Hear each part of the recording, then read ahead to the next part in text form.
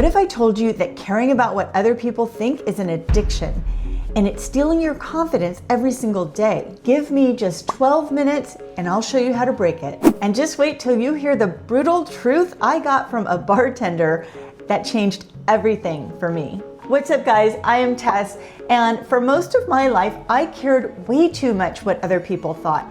My friends, my family, men, and just even strangers on the street. But after doing a ton of work on myself, I don't give a crap now what anybody thinks. I focus on what makes me happy, and I'm gonna share the 6 steps I took to get there. And the last one is something that honestly, most people never achieve in their life. Maybe you haven't yet either. But the good news is it is not too late, and once you identify it, you can turn it around. So first I want to say that caring what other people think is normal on some level. All humans care at least a little bit about what people think, and that's okay. But the danger is when you start letting it get out of control. It runs your entire life.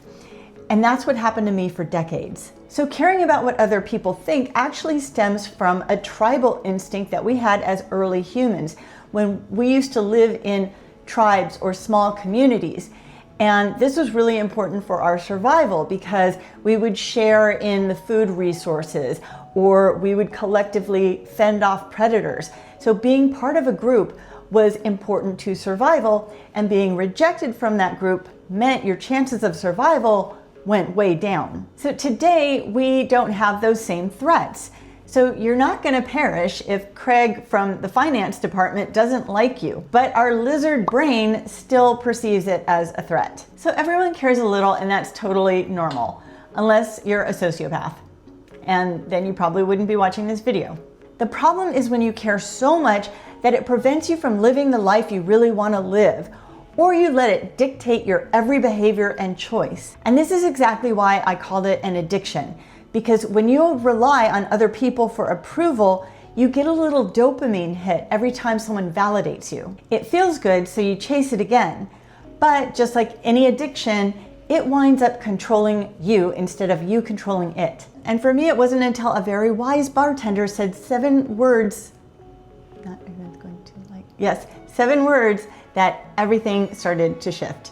So let me tell you that story. So these 7 words became like a mantra to me, and it really started getting me on the path to not caring what other people thought. So I'm sitting at the bar at this restaurant where I worked, and it's after my shift, and I'm having a glass of Pinot, and I'm talking to the bartender, and I'm just sniveling about some guy who didn't call me back, and I'm saying, why doesn't he like me? I'm smart, I'm relatively attractive, I'm sane, I've got my crap together. Why? What did I do?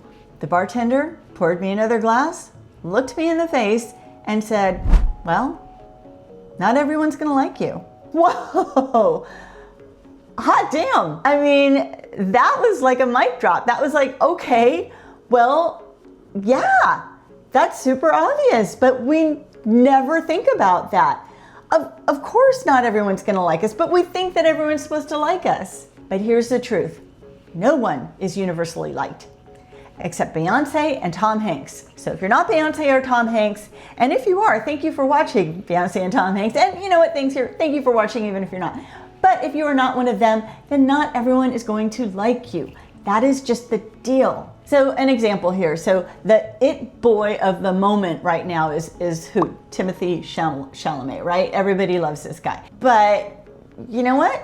I don't really get it. He's not really my cup of tea. And I'm sure he's a lovely person, but you know, not for me.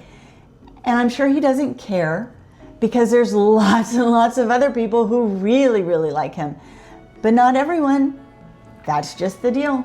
And once you realize and accept that not everyone is going to like you, it's so freeing. You can let that go. You're not going to be able to make everybody like you because it's just not possible. So instead of chasing their approval, here's the truth you need to know. Their opinions aren't even about you in the first place. And that takes us to step 2. The thing you need to know about other people's opinions is that they are about them, not about you. Their background, their preferences, their wounds, their weird little quirks.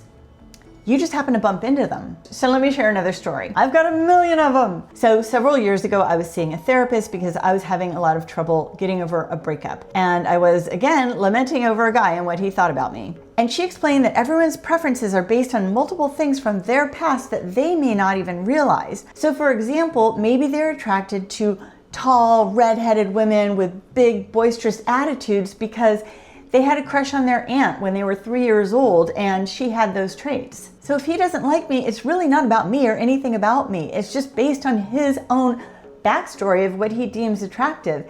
And I can't change that, and that's different for everyone. Or say someone is judging your outfit. That is about their own insecurities. Maybe they don't have the confidence to pull off those bold colors, but you shouldn't let their opinion shape you and what you wear if it makes you happy. And speaking of insecurities, number 3 is one that might be a little bit hard to hear. But once you hear it, you'll never look at criticism the same way again. Here's the thing, if someone else's comment or judgment bugs you, it's probably tapping into an insecurity that you already have. So let's just say someone said something to you that was categorically untrue. Like they said, you have blue hair or something like that, but you know you don't have blue hair, so you're not offended by it. You just think that person needs to get their eyes checked. But say someone calls you selfish, and that's something you were worried about because you set some boundaries recently and you were worried about appearing selfish. That might strike a nerve. So their opinion just triggers a story you're already telling yourself. So next time something stings, take a pause and ask yourself, what am I believing about myself right now? And then you get to decide if that is even true.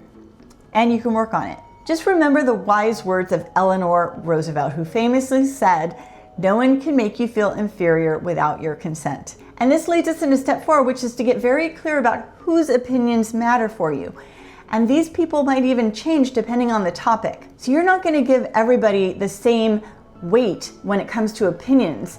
Some people you just shouldn't even care about at all. For example, I love my parents a lot, and I care about their opinion on a lot of things. But when it comes to, say, this YouTube channel, I know that they kind of think this is a little frivolous and silly and maybe a waste of time. But I also know that they really never stepped out of their comfort zone in their life, and I know that they just want me to be safe.